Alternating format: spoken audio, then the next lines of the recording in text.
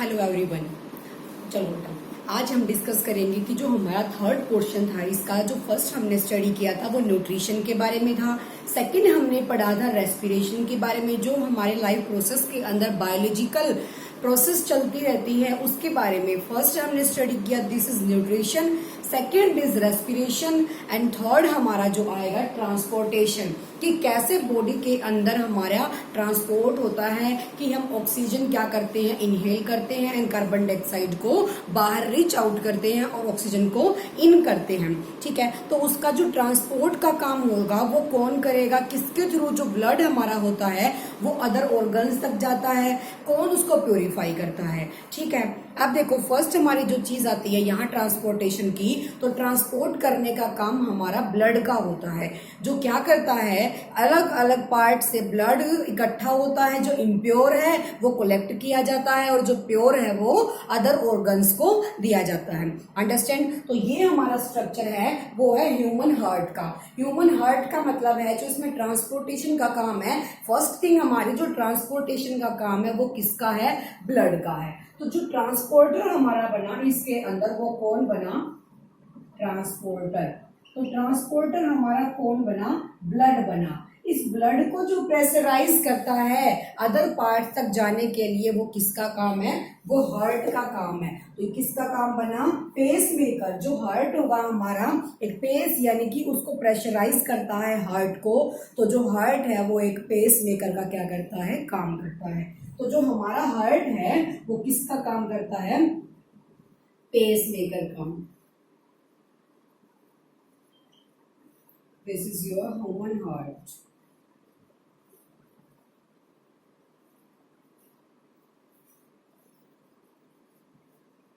Human heart system. Understand? अब उसके बाद बारी आती है कि जो हार्ट होता है, like that another mammals, heart के भी कितने चैम्बर्स होते हैं, 4 चैम्बर्स होते हैं। हार्ट हमारा 4 चैम्बर्स होता है। फर्स्ट यहाँ जो बोला जाएगा इसको बोला जाएगा राइट। सबसे पहली बात एक और देख लीजिए कि हम जब इसको ड्रॉ कर रहे हैं उस टाइम पे हमें राइट पोर्शन ये दिखता है, लेकिन जब हम ऐसे खड़े हैं अपनी बॉडी को लेके, मान लिया हमने अपना ही ये बनाया है, तो राइट हमारा कौन सा है, ये वाला। तो जो ये पोर्शन बनेगा हमारा राइट बनेगा और ये पोर्शन हमारा लेफ्ट बनेगा। ठीक है, अब देखो तो ये हमारा बना राइट एट्रियम। इसके नीचे जो नीचे वाला पोर्शन है वो क्या बनेगा हमारा, राइट वेंट्रिकल। Right ventricle. और यहाँ इस पोर्शन में बनेगा लेफ्ट एट्रियम और यहाँ बनेगा left ventricle. Ventricle atrium. Understand? अब उसके बाद बारी आती है कि कैसे हमारा इस हार्ट के अंदर क्या क्या पोजीशन होती है, कहाँ जाके एक डबल सर्कुलेशन कैसे होगी, कि कार्बन डाइऑक्साइड कैसे हमारी कलेक्ट की जाती है और किस तरीके से वो ब्लड ऑक्सीजनेट यानी कि प्योर हो जाता है। एक और बात, इन चैम्बर्स को जो कनेक्ट करने वाली वॉल होती है उसको बोला जाएगा सेप्टम। वो होती है हमारी जो सेप्टम, जो चैम्बर्स को क्या करती है, कनेक्ट करती है, दोनों के बीच की जो वॉल है। और ये हमारी जो बनी है कार्डियक मसल, ये क्या बन जाएगी हमारी, कार्डियक मसल। चलो उसके बाद बारी आती है कि कैसे बॉडी के अंदर कौन सी जो मसल्स हैं क्या करती हैं, ब्लड को कलेक्ट करती हैं और कौन सी ब्लड को आगे ऑर्गन्स तक भेजती है, यानी कि प्योरीफाई ब्लड को। ठीक है, अब देखो उसके बारे में जो बात है, ये मान लिया हमारा एक सपोज ह्यूमन हार्ट है, यहाँ मैंने ह्यूमन हार्ट, तो जो इस तक ब्लड पहुंचाने का काम किसका है, वो है वेन्स का। इस तक ब्लड पहुंचाने का काम किसका है, वेन्स का है। और यहाँ से निकलने के बाद जो आगे ब्लड प्यूरिफाई होके हार्ट से आगे तक पहुंचाने का काम किसका है, आर्टरीज का है। आर्टरीज का है। अंडरस्टैंड? उसके बाद जाके जो ब्लड होगा अलग अलग पार्ट्स में डिवाइड हो जाएगा, तो यहाँ पे एक ट्यूब की तरह होते हैं, उस ट्यूब को बोला जाता है कैपिलरीज। कैपिलरी ट्यूब होती है आगे। जो ब्लड को क्या करती हैं, डिफरेंट डिफरेंट ऑर्गन्स तक भेजती हैं। तो जो ब्लड तक, ह्यूमन हार्ट तक जो ब्लड कलेक्ट किया जाता है, इम्प्योर ब्लड, क्योंकि उसके अंदर कार्बन डाइऑक्साइड क्या होती है, मिक्स होती है, तो उसके अंदर हार्ट तक जो वेन्स देती हैं वो ब्लड देती हैं। जो हार्ट से प्यूरिफाई होके ब्लड दोबारा आगे जाता है, उसको कौन सेंड करता है, दिस इज आर्टरीज। कौन करता है, आर्टरीज करती हैं। उसके बाद बारी आती है सॉरी उसके बाद बारी आती है कि डबल सर्कुलेशन कैसे होगा हमारी बॉडी के अंदर। तो यहां मैं करके दिखा देती हूँ आपके पास, ये लेफ्ट वेंट्रिकल यहाँ लिखी, ठीक है। डबल सर्कुलेशन की जब बात आती है तो डबल सर्कुलेशन हमारा क्या बनेगा,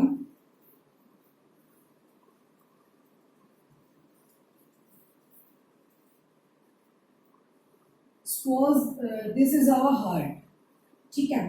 तो जो हार्ट है वो कलेक्ट करता है, हार्ट तक क्या होता है, कलेक्शन आता है किसका, इम्प्योर ब्लड का। तो जो हार्ट तक इम्प्योर ब्लड आएगा, यानी कि इस ब्लड के अंदर क्या होता है, CO2 यानी कार्बन डाइऑक्साइड होती है। तो इसका जो ब्लड आएगा, इसने हार्ट में क्या किया, कार्बन डाइऑक्साइड को लिया। कार्बन डाइऑक्साइड लेने के बाद हार्ट से क्या हुआ, प्यूरिफिकेशन हुआ ब्लड का। हार्ट से प्यूरिफिकेशन मान लिया ब्लड का, यहाँ से निकला, यहाँ से डीऑक्सी निकला है। यहाँ पे जो ब्लड है वो कैसा है, डीऑक्सीजनेटेड। डीऑक्सी का मतलब देखा जाए तो इम्प्योर ब्लड, जो इम्प्योर ब्लड यहाँ से निकला है, अंडरस्टैंड। तो डीऑक्सी ब्लड जो यहाँ से निकला है वो हार्ट से, पहले तो हार्ट तक देने का काम ब्लड का किसका था, वेन्स का था। जो इम्प्योर ब्लड हार्ट तक भेजा गया वो कौन सा था, यानी कि जिसमें मिक्स है कार्बन डाइऑक्साइड, उसको भेजने का काम वेन्स का था। तो ये वेन्स कौन सी हो गई, लोअर वाली वेन्स हो गई, जो हार्ट तक क्या कर रही है, ब्लड दे रही है। तो जो ऊपर हार्ट से निकल के लंग्स तक गया है ब्लड, मान लिया ये हमारे क्या है, लंग्स है। तो लंग्स से जो ब्लड जाएगा वो हमेशा ही कैसा जाएगा, ऑक्सीजनेटेड, जिसके अंदर मतलब ऑक्सीजन, यानी कि जो प्योर ब्लड होगा वो जाएगा। तो फिर दोबारा से ये प्योर ब्लड किस में आ जाएगा, हार्ट में आ जाएगा, ठीक है। फिर यहाँ दोबारा से क्या होगा,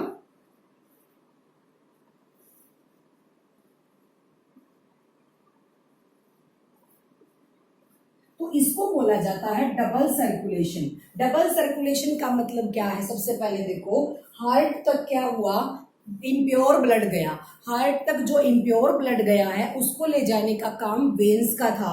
वेन्स लेके गए जिस ब्लड के अंदर कार्बन डाइऑक्साइड थी, हार्ट ने उसको कहाँ पहुंचा दिया, लंग्स तक पहुंचा दिया। हार्ट से लंग्स तक जो ब्लड गया है उसको पहुंचाने का काम पल्मोनरीज का है। पल्मोनरीज जो होती हैं, उसके बाद लंग्स में जो ब्लड दिया प्यूरिफाई करके, उसके अंदर ऑक्सीजनेटेड ब्लड है, यानी कि प्योर ब्लड है। फिर दोबारा से वो ब्लड कहाँ आ जाएगा, सेल्स के अंदर आ जाएगा यहाँ से। तो यानी कि डबल सर्कुलेशन हुआ।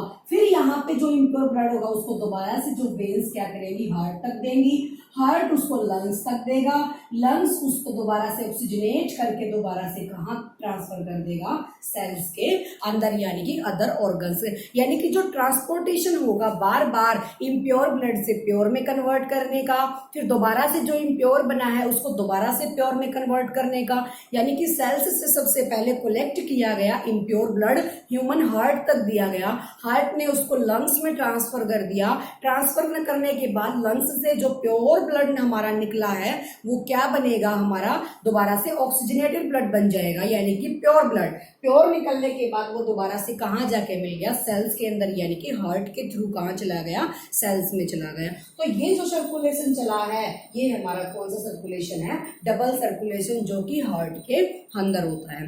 अंडरस्टैंड, इतनी सी बात समझ आई। ये इसका सिर्फ बेसिक था कि कैसे इसमें सर्कुलेशन होता है, कहाँ से ब्लड प्योर निकलता है और कहाँ से इम्प्योर कलेक्ट किया जाता है। तो जो इम्प्योर को कलेक्ट करती है वो वेन्स करती हैं, और जो प्योर बना के भेजती हैं वो आर्टरीज होती है, ठीक है। अब देखो, अब बारी आती है इसकी, फोर्थ चैम्बर होते हैं, फोर्थ चैम्बर, ठीक है। अब जब वहां से सबसे पहले जो सबसे ज्यादा जो ब्लड आएगा, ब्लड यानी कि इम्प्योर ब्लड, उसको बोला जाता है वेना कावा, यानी कि यहाँ से जो भी ब्लड हमारा इम्प्योर ब्लड इसके अंदर फिल हुआ है, तो यानी कि फर्स्ट चैम्बर के अंदर, जिसको बोला जाता है राइट एट्रियम, तो जो जिस जहां से हमारा मैक्सिमम ब्लड जाएगा उसको बोला जाएगा वेना कावा।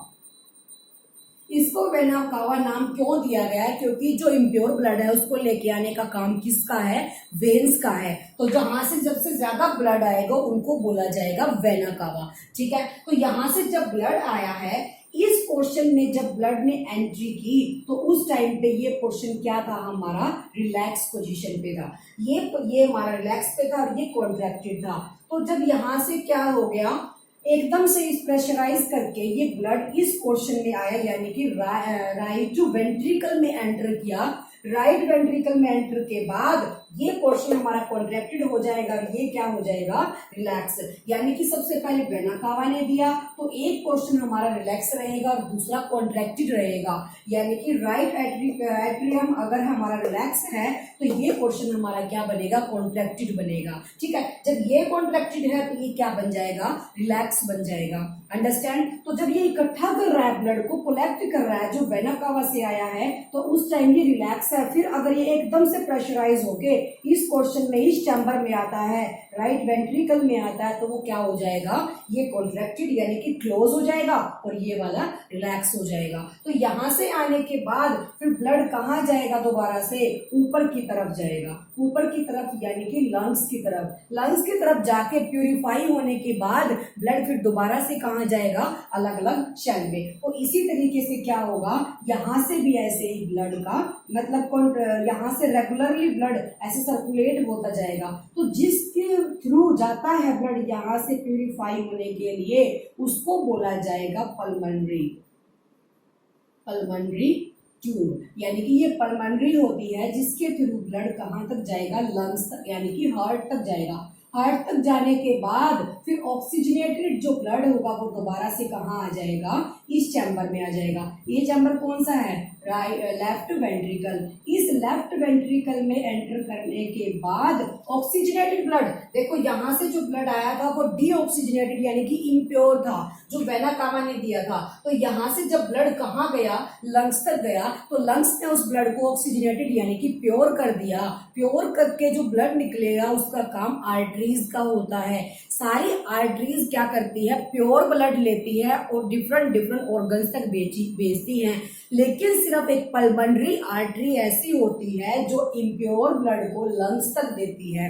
सिर्फ पल्मोनरी आर्टरी ऐसी होती है जो इम्प्योर ब्लड को लंग्स तक देती है।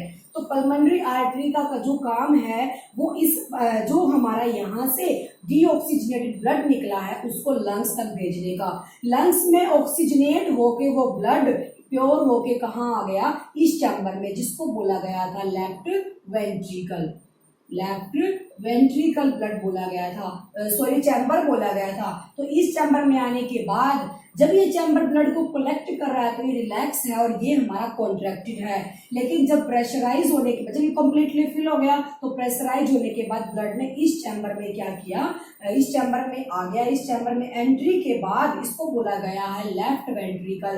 This is left atrium, sorry atrium, not ventricle, this is atrium, ये लेफ्ट वेंट्रिकल। ठीक है, तो ये हमारा क्या बना? ऊपर वाला जो अपर पोर्शन है right atrium and left atrium, this is right ventricle and left ventricle. तो इस चैम्बर, थर्ड चैम्बर यानी कि यहाँ से दो चैम्बर तो ये हो गए जहां से इम्प्योर ब्लड आया, उन्होंने लंग्स को दिया। लंग्स के बाद लेफ्ट एट्रियम में ब्लड आया ऑक्सीजनेट होके, तो यहाँ क्या बन गया हमारा? इस चैम्बर में एंटर कर गया जिसको लेफ्ट वेंट्रिकल बोला गया। लेफ्ट वेंट्रिकल में एंटर करने के बाद फिर दोबारा से ब्लड कहाँ चला जाएगा? ऑल सेल्स के अंदर चला जाएगा, यानी कि डिफरेंट पार्ट्स में चला जाएगा। तो दोबारा से एक बार और देख लो इसको। जो कार्डियक मसल होती है उसका क्या काम होता है? क्योंकि ब्लड क्या होता है? ज्यादा प्रेशराइज होता है।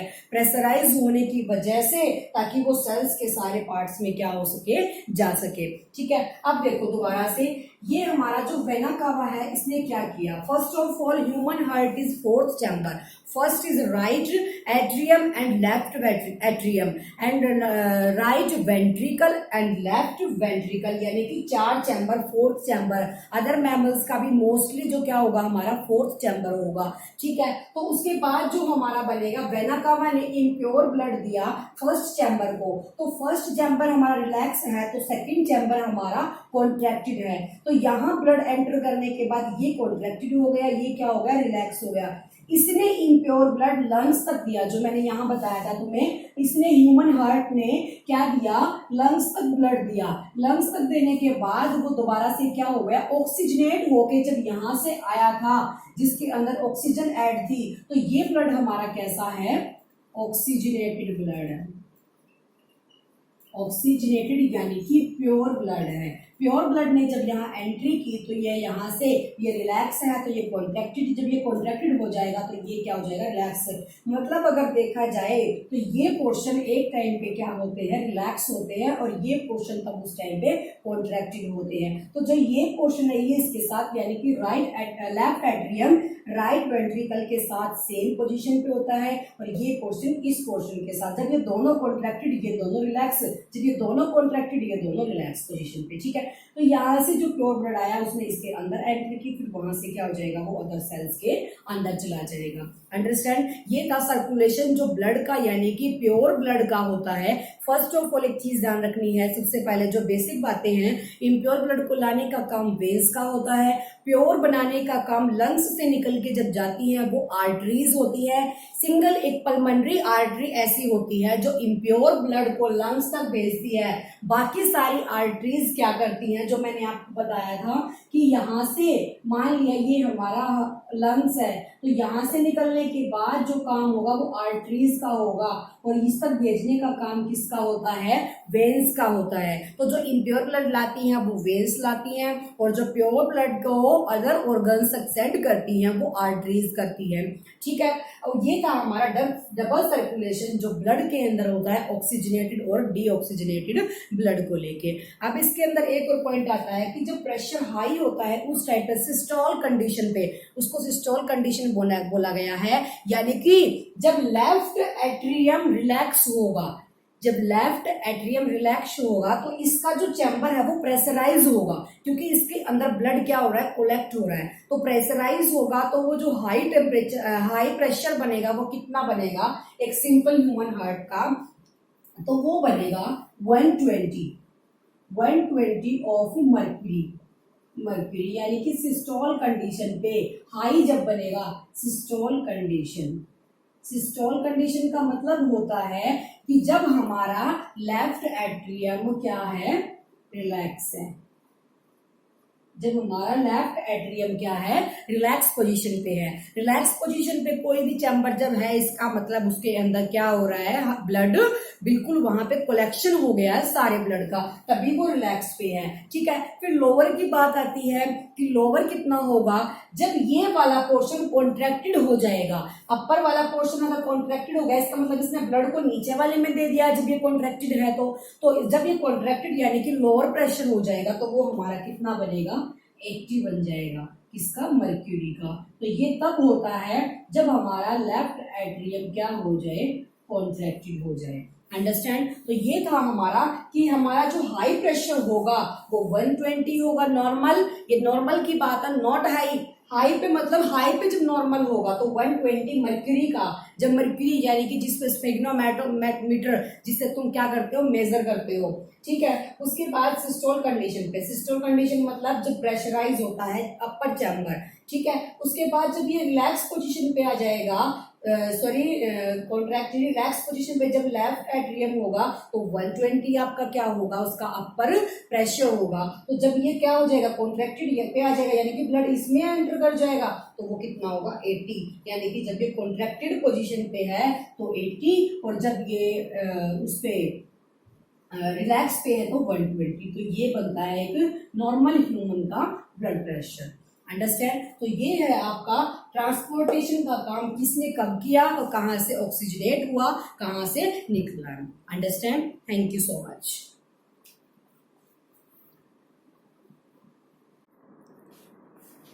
अब तक हमने पढ़ा था लास्ट में जो ह्यूमन बींग्स के अंदर ट्रांसपोर्टेशन होगा। अब नेक्स्ट होता है हमारा जो ट्रांसपोर्टेशन प्लांट्स के अंदर होता है, क्योंकि प्लांट्स भी किस में आते हैं, लिविंग थिंग्स में आते हैं, क्योंकि वो भी क्या करते हैं, रेस्पिरेट करते हैं। तो उसके अंदर फोटोसिंथेसिस प्रोसेस के थ्रू तो जो ट्रांसपोर्टेशन होगा वो किसके अंदर भी होगा, प्लांट्स के अंदर। प्लांट्स के अंदर जो ट्रांसपोर्टेशन होता है वो या तो वाटर मिनरल्स का होता है या फिर किसका होता है, फूड का होता है। तो फर्स्ट जो होगा हमारा, जो ट्रांसपोर्टेशन हमारा किसका होगा, वाटर प्लस मिनरल्स का होगा। इसको कौन ट्रांसपोर्ट करेगा, उसको बोला जाएगा जाइलम। और जो हमारा फूड का ट्रांसपोर्टेशन करता है उसको बोला जाएगा फ्लोएम। फ्लोएम। तो इसके अंदर जो जो ट्रांसपोर्टेशन हुआ, अब जो वाटर और मिनरल्स होते हैं वो किस तरीके से ट्रांसपोर्ट होते हैं और जो फूड होता है वो किस तरीके से। फर्स्ट हमारा आएगा यहाँ पे, जब वाटर और मिनरल्स का होगा उसको बोला जाएगा जाइलम। अब देखो यहाँ पे सिंपल सा एग्जांपल जो है, मान लिया हमने यहाँ कोई प्लांट ले लिया, इसके अंदर जो जाइलम का होता है वो कहाँ से कहाँ तक होता है, हमेशा ही जो वाटर और मिनरल का ट्रांसपोर्टेशन होगा वो रूट से लेके प्लांट के अपर पार्ट तक होगा। तो जो जाइलम है वो क्या करता है, रूट से लेके इसके अपर पोर्शन तक क्या करेगा, वाटर और मिनरल्स का ट्रांसपोर्टेशन करेगा। एक प्रोसेस तो इसके अंदर ये आती है, ऑल प्लांट्स कैरी सेल्स, जितने भी प्लांट्स होते हैं उन सब के अंदर सेल्स मिलते हैं जो क्या करते हैं, ट्रांसपोर्टेशन में हेल्प करते हैं। तो जो मान लिया हमने इस पोर्शन के अंदर इस तरीके से सेल्स दिए गए हैं, कहां तक, रूट तक। तो जहां ये ऊपर वाला वाटर है, जब ये वापस बाहर निकल जाएगा प्लांट से, ये वाला मॉलिक्यूल, तो यहाँ पे जो सब में वाटर के मॉलिक्यूल्स हैं, क्योंकि रूट से क्या लिया है, सेल्स ने वाटर लिया है, रूट्स से सेल ने क्या किया, वाटर को कलेक्ट किया है। तो जब ये वाला खाली हो जाएगा, एम्प्टी हो जाएगा, तो ये वाला वाटर मॉलिक्यूल इसके अंदर ट्रांसफर हो जाएगा, ये वाली वैकेंसी यहाँ खाली होने के बाद ये इसमें। तो इस तरीके से इन सब का क्या होता जाएगा, शिफ्टिंग होती जाएगी, किसकी, वाटर के मॉलिक्यूल्स की। तो एक तो ये प्रोसेस था कि सेल्स के थ्रू क्या होता है, रूट से लेके अपर पार्ट तक हमारा वाटर क्या होगा, ट्रांसफर्ड होता जाएगा। ठीक है। अब उसके अंदर एक और बात आती है, ये तो इसको तो बोला जाएगा ट्रांसपिरेशन। ये प्रोसेस हमारी होगी ट्रांसपिरेशन। ट्रांसपिरेशन। एक और प्रोसेस जो हमारी होती है इसके अंदर, उसको बोला जाता है root pressure. Root pressure. Root pressure का मतलब क्या होता है, मान लिया किसी भी प्लांट्स के ये रूट गिवन है, रूट्स हो गए। अब यहाँ पे रूट्स के अंदर सॉल्यूशन होता है वाटर्स का और मिनरल्स का। यहाँ भी रूट के जो इस पोर्शन में भी सॉल्यूशन होगा रूट का, सॉरी वाटर का और मिनरल का। यहाँ भी क्या होगा, वाटर का और मिनरल का होगा। मैंने आपको न्यूट्रिशन वाले टॉपिक में बताया था कि जहाँ पे एनर्जी स्टोर की जाती है वो एटीपी होता है। तो प्लांट्स भी अपनी एनर्जी यूज करते हैं। तो जो प्लांट्स ने अपनी एनर्जी स्टोर की गई होती है एटीपी के थ्रू, मतलब एटीपी जो स्टोर्ड है उसकी, एटीपी के अंदर एनर्जी स्टोर्ड है। तो जो इन्होंने क्या किया, यहाँ से प्लांट्स ने अपनी एटीपी को यूज करके यहाँ से क्या कर लिया, ट्रांसपोर्ट कर लिया, किसका, मिनरल्स का। रूट से ट्रांसपोर्ट का मिनरल किया यहाँ पे। तो यहाँ पे जो मिनरल्स है उनकी क्वांटिटी क्या हो गई, मैक्सिमम हो गई। मिनरल्स की क्वांटिटी मैक्सिमम। जब रूट से मिनरल का ट्रांसपोर्ट हुआ इस सॉल्यूशन के अंदर, तो मिनरल्स की जो क्वांटिटी है वो मैक्सिमम हो गई, वाटर की क्वांटिटी लो हो गई। ठीक है। उसके बाद जब कोई भी चीज होती है हाई वाली लो की तरफ जाती है, हमेशा ये उसके पास टेंडेंसी होती है कि कोई भी चीज लो प्रेशर में होगी वहां पे हमेशा हाई प्रेशर आएगा, यानी कि हाई जाता है लो की तरफ, हाई टू लो प्रेशराइज होता है। तो यहाँ जब वाटर के मॉलिक्यूल्स जाता है, यहाँ लो है, तो ये खुद क्या कर देगा, यहाँ पे ट्रांसफर हो जाएगा। तो यहाँ पे भी क्या हो जाएगा, वाटर एंड मिनरल। तो इस तरीके से क्या होगा, रूट प्रेशर के अंदर ट्रांसपोर्टेशन होगा। अंडरस्टैंड। दोबारा से देख लो, इस पोर्शन के अंदर इसके प्लांट के सॉल्यूशन है वाटर का और मिनरल का। ठीक है। तो उसको भेजने का काम किसका है, जाइलम का है। तो यहाँ पे वाटर और क्या है, मिनरल्स हैं। तो यहाँ से क्या किया, कुछ एटीपी यूज करके इसने कुछ आयंस ले लिए मिनरल के, अपनी एटीपी को यूज करके प्लांट ने अपनी एनर्जी का यूज करके यहाँ से मिनरल्स ले लिए, यहाँ से मिनरल्स ले लिए। तो इसके पास मिनरल्स की क्वांटिटी मैक्सिमम हो गई, तो यहाँ वाटर की लो हो गई। तो वाटर अपने आप क्या हो जाएगा, इस हाई प्रेशर से लो प्रेशर में चला जाएगा। तो इस तरीके से रूट प्रेशर के थ्रू भी वाटर और मिनरल्स का क्या होता है, ट्रांसपोर्टेशन होता है। अंडरस्टैंड। अब उसके बाद नेक्स्ट आता है कि फूड का कैसे होगा। फूड का जो ट्रांसपोर्टेशन होता है वो हमेशा ही ग्रीन पार्ट से, जहां पे ग्रीन पार्ट है वहां से कहाँ होगा, नॉन ग्रीन पार्ट तक होगा किसी भी प्लांट के। किसी भी प्लांट का अगर ग्रीन पार्ट है वो हमेशा कहाँ जाएगा, नॉन ग्रीन पार्ट की तरफ फूड को ट्रांसफर करेगा। उस ट्रांसफर को काम करने का काम किसका है, फ्लोएम का है। अंडरस्टैंड। अब देखो मान लिया हमारा यहाँ पे है ग्रीन पार्ट, जो ग्रीन पार्ट है किसी भी प्लांट का, मान लिया यहाँ पे है, ठीक है, यहाँ पे लीव्स है इसके, तो यहाँ ऑब्वियसली इसका क्या है, ग्रीन पोर्शन है। ग्रीन पोर्शन यहाँ है तो इसके पास फूड अवेलेबल है। फूड को नाम दिया गया है, प्लांट्स के अंदर जो फूड होते हैं उनको नाम दिया गया है सुक्रोज का, सुक्रोज। अंडरस्टैंड। तो यहाँ क्या है, फ्लोएम, जो नियर है उसके फ्लोएम का पोर्शन है जो ट्रांसपोर्ट का काम करता है फूड का। ठीक है। अब देखो मान लिया मैं यहां मान लू non green part, non green part है किसी भी प्लांट का, तो ऑब्वियसली ग्रीन पार्ट को फूड की नीड नहीं होगी, वो पहले ही क्या सेटिस्फाइड है। तो जो नीड की है किसको, नॉन ग्रीन पार्ट को, तो ये हमारा नीडेड पॉइंट हो गया जहां पे हमें फूड को भेजना है। अंडरस्टैंड। तो उसके बाद क्या होगा, जो फूड है यहाँ पे ये सुक्रोज है, ये सुक्रोज यहाँ मैक्सिमम क्वांटिटी के अंदर है क्योंकि यहाँ पार्ट कैसा है, ग्रीन पार्ट है। तो ये क्या करेगा, प्लांट अपनी एटीपी को खर्च करके, अपनी एटीपी का यूज करके, एटीपी मीन्स उसकी एनर्जी जहां स्टोर है, प्लांट की जो एनर्जी स्टोर्ड है वो एटीपी के अंदर है, वो अपनी एटीपी का यूज करके यहां से फूड का ट्रांसपोर्ट कहां तक कर देगा, फ्लोएम तक कर देगा। फूड यानी कि सुक्रोज, तो यहाँ पे किसकी क्वांटिटी बढ़ जाएगी, सुक्रोज की क्वांटिटी हो जाएगी। जब यहाँ सुक्रोज की क्वांटिटी मैक्सिमम हो गई है तो वाटर की क्वांटिटी क्या हो जाएगी, लो हो जाएगी। वाटर की क्वांटिटी मिनिमम हो गई यानी कि कम हो गई, तो यहाँ हमारा जो जाइलम है जिसके पास वाटर और मिनरल्स होते हैं, ये अपने मिनरल्स कहाँ दे देगा, वाटर जो इसका वो इसके अंदर ट्रांसफर हो जाएगा। तो यहाँ किस किस की क्वांटिटी हो गई, वाटर की और सुक्रोज की हो गई। जब इस वाले पोर्शन में, फ्लोएम वाले पोर्शन में सुक्रोज भी मैक्सिमम है और वाटर भी मैक्सिमम है, तो ये कैसा बना हमारा, हाई प्रेशर वाला एरिया बन गया। जब सुक्रोज की भी और वाटर की भी क्वांटिटी हमारे पास मैक्सिमम है तो ये पोर्शन हमारा बना हाई प्रेशर का। ऊपर जो अपर बना हमारा हाई प्रेशर, नीचे बना हमारा लो प्रेशर। तो हमने पीछे भी बताया था कि जो टेंडेंसी होती है वो हाई प्रेशर से लो प्रेशर तक कोई भी चीज ट्रांसपोर्ट करने की उनकी खुद की इतनी पावर होती है। तो कोई भी चीज जब यहाँ हाई प्रेशर में है तो वो कहाँ जाएगी, लो प्रेशर की तरफ जाएगी ऑब्वियसली। तो जब यहाँ से ये लो प्रेशर की तरफ जाएगी तो यहाँ से नॉन ग्रीन पार्ट क्या कर लेगा, वाटर और सुक्रोज को एक्सेप्ट यानी कि अपनी तरफ खींच लेगा।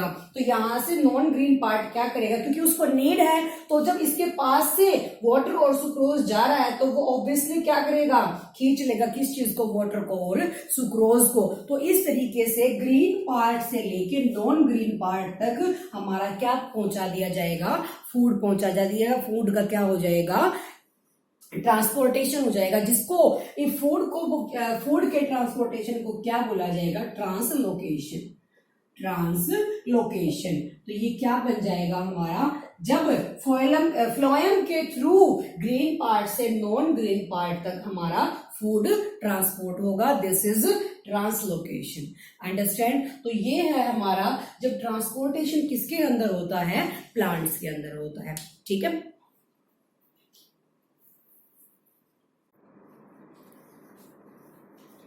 लास्ट टॉपिक हमने स्टडी किया है ट्रांसपोर्टेशन के बारे में। अब इसका जो फोर्थ पार्ट हमारा लास्ट आता है बायोलॉजिकल प्रोसेस का, वो आता है एक्सक्रिएशन।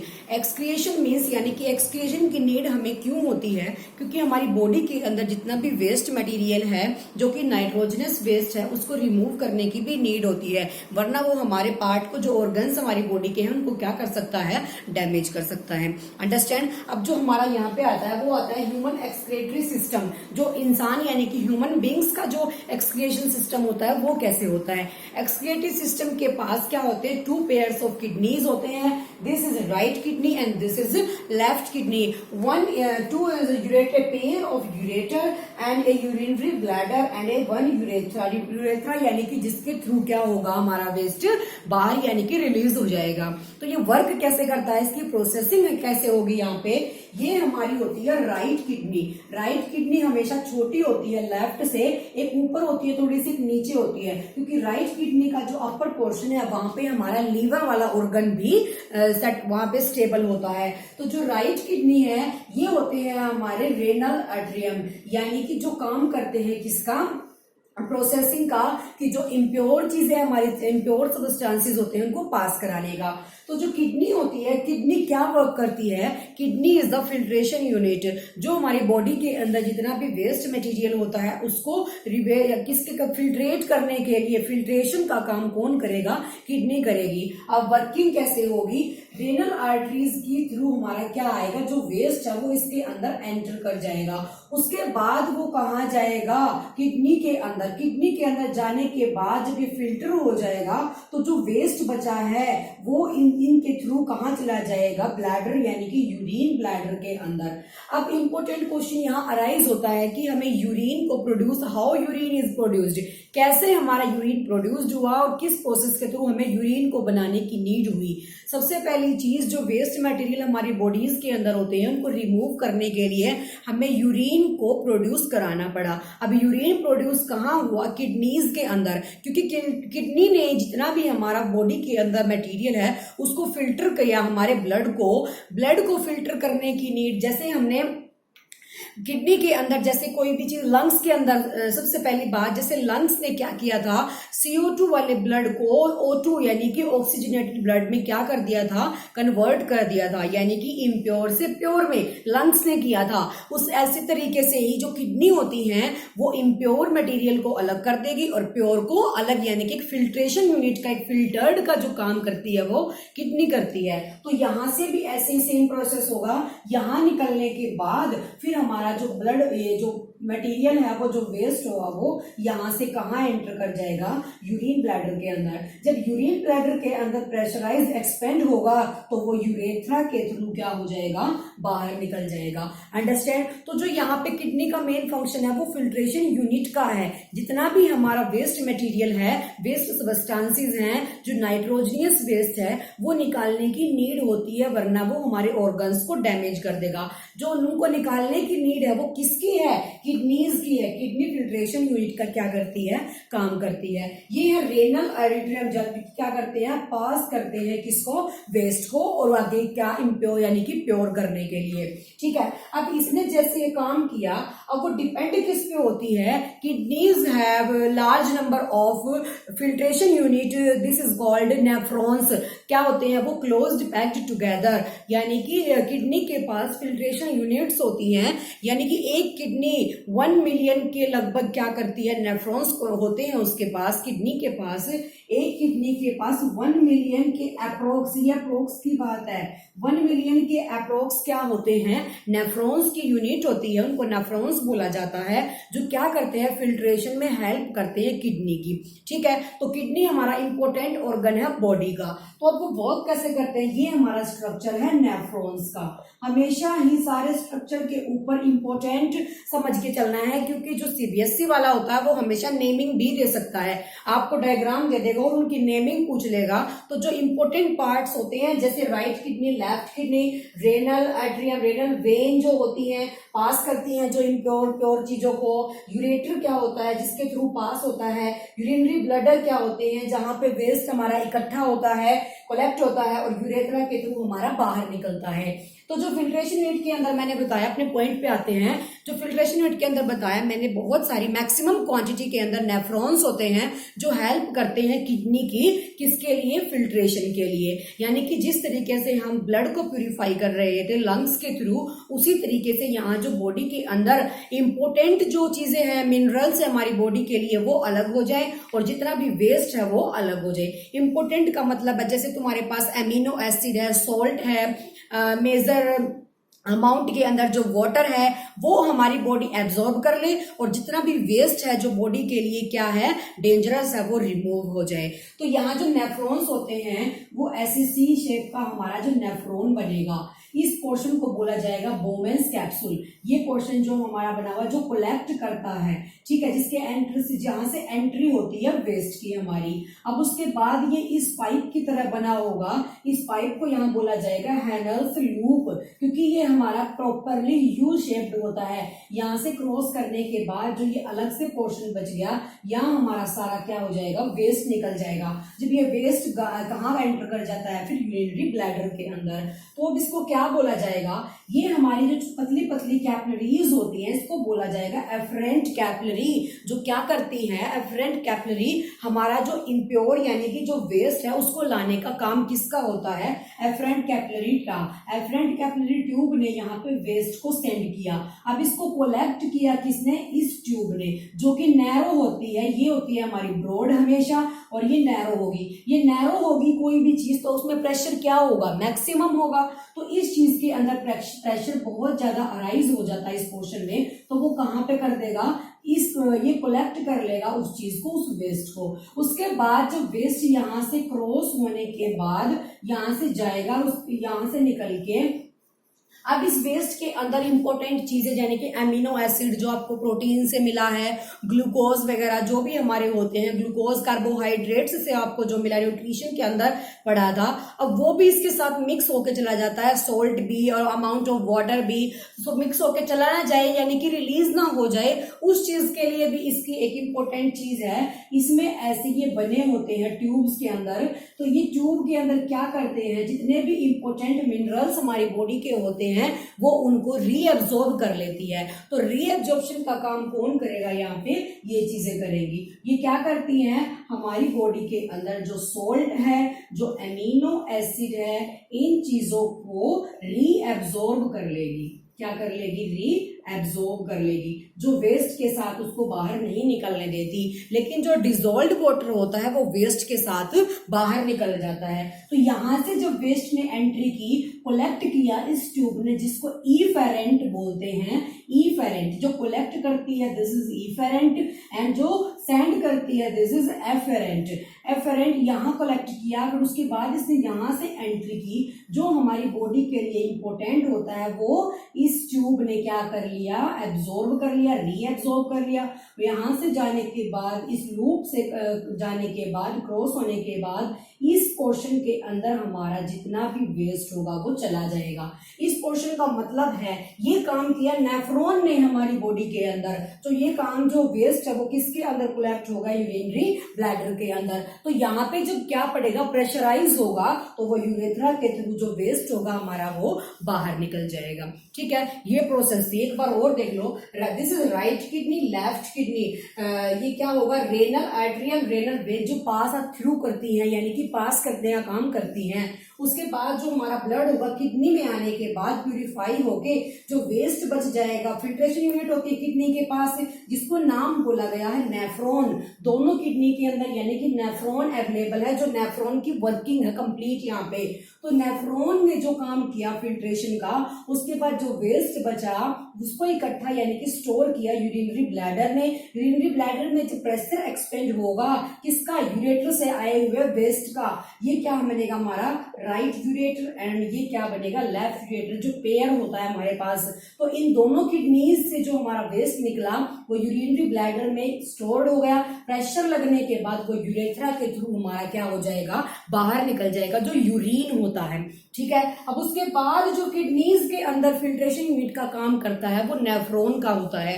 नेफ्रॉन ने क्या किया, एक ट्यूब जिसको एफरेंट ट्यूब बोला गया, उसने नेफ्रॉन को वेस्ट ला के दिया। यहाँ से जिसने कलेक्ट किया वो एफरेंट ट्यूब ने किया। ये यहाँ से पास आउट होके जब गया है तो जो इंपोर्टेंट मिनरल्स होते हैं, amino acid like salt and major amount of water, जो एक्स्ट्रा वाटर है वो रीअब्सॉर्ब कर लिया गया और जो वेस्ट है वो सारा यहाँ से निकल के इस पोर्शन में इकट्ठा हो गया। ठीक है, तो जो यहाँ पे इकट्ठा हुआ उसको बोला गया यूरिनरी ब्लैडर, और जिसके थ्रू बाहर निकला वो होगा हमारा यूरेथ्रा।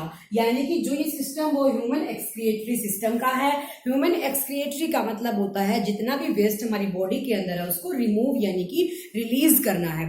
अंडरस्टैंड। अब ये तो बात थी ह्यूमंस की। उसके बाद बारी आती है, हमने प्लांट्स को भी साथ साथ स्टडी किया है, जो रेस्पिरेशन है प्लांट्स में कैसे होगा, न्यूट्रिशन प्लांट्स में कैसे होगा, ट्रांसपोर्टेशन प्लांट्स में कैसे होगा। अब प्लांट्स में एक्सक्रिएशन भी तो होना लाजमी है, क्योंकि क्या करता है वो, जितना भी जैसे प्लांट्स का सिंपल वे है कि कोई भी उसके अंदर ड्राई लीव्स जो उसके गिर रहे हैं नीचे वो एक्सक्रिएट कर रहा है अपने, उसके लिए वो वेस्टेज है तो वो एक्सक्रिएट कर रहा है, वो कार्बन डाइऑक्साइड को गेन करता है और ऑक्सीजन को लूज करता है। तो जो ऑक्सीजन वो लूज कर रहा है वो उसके लिए वेस्ट है, दिस इज कॉल्ड एक्सक्रिएशन। तो प्लांट्स भी क्या करते हैं, एक्सक्रिएट करते हैं, उनके लिए जो वेस्ट चीजें होती है वो रिमूव कर देते हैं। अंडरस्टैंड। ये था आपका लाइफ प्रोसेस का कंप्लीट चैप्टर जो हमारा आज कंप्लीट हो गया, जिसके अंदर आपने पढ़ा है न्यूट्रिशन के बारे में, रेस्पिरेशन के बारे में and transportation and excretory system के बारे में, जितनी भी हमारी बायोलॉजिकल प्रोसेस हमारी बॉडी के अंदर होती हैं। अब किडनी जो है इतना इंपॉर्टेंट पार्ट है हमारी बॉडी के लिए, लेकिन अगर हम डेंजरस चीजें जिसके अंदर पॉइजनस चीजें होती हैं वो बॉडी के अंदर अगर चली जाती हैं तो किडनी को फेल यानी कि डैमेज कर देती हैं। तो वहां पे हम एक ट्रांसफर भी कर सकते हैं किडनी का, जिसको आर्टिफिशियल किडनी बोला जाता है, जो प्यूरिफाई करने का काम करती है, किसको, ब्लड को या फिर और चीजों को, जितना भी हमारा मटेरियल है बॉडी के अंदर। अंडरस्टैंड। ये आपका चैप्टर कंप्लीट हो गया। Thank you for watching, thank you so much.